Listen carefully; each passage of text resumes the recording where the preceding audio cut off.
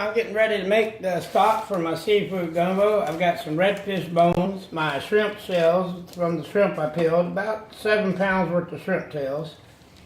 Now, the crab, when I clean my crabs, I'll take out the guts, leave the fat, but when you break them, break the shell upside down so you don't lose the fat and the liquid. That's brine water.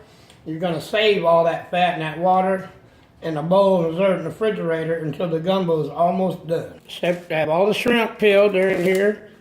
All the juice from the top crab shells and the fat from the top and bottom shells is reserved in this bowl, along with all the broken crab. That will go in the refrigerator while I'm making the stock. Before we start this fumet, we need to break these crab shells up. You can do it whatever way you can get away with.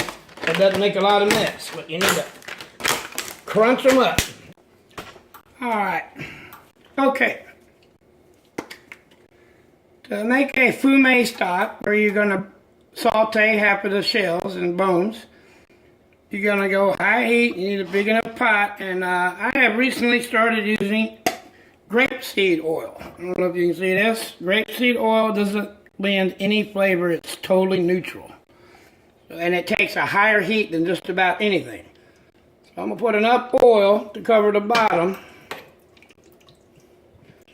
where I can saute the shells. Alright, the oil's hot.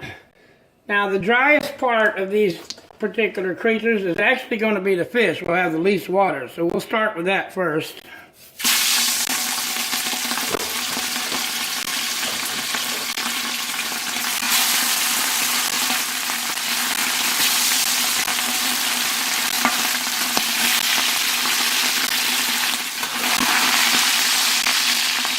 I got it on down there all the way at high heat. Oh shit, I need a glove. You gotta keep the heat cranked, but you gotta keep moving so you don't burn anything.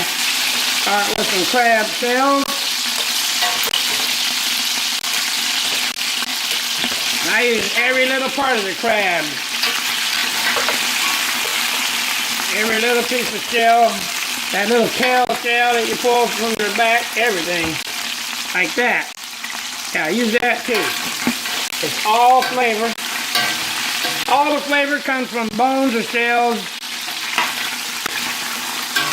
or the fat. The meat really has very little flavor. The flavor comes from fat and the bones. Like crabs already kind of turn orange. We'll start throwing in shrimp shell. Don't put them too many times because they're very wet no matter what you do. And if you put too many, the oil will cool down.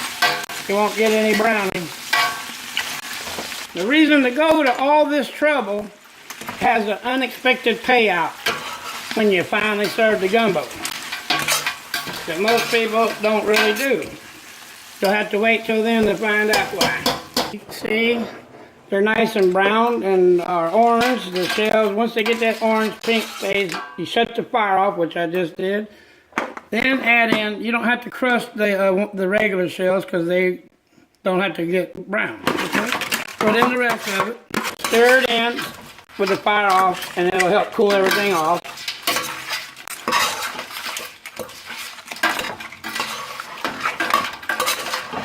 And with that off the fire, we're going to let it cool down and then put water in the vegetables and start making the stock.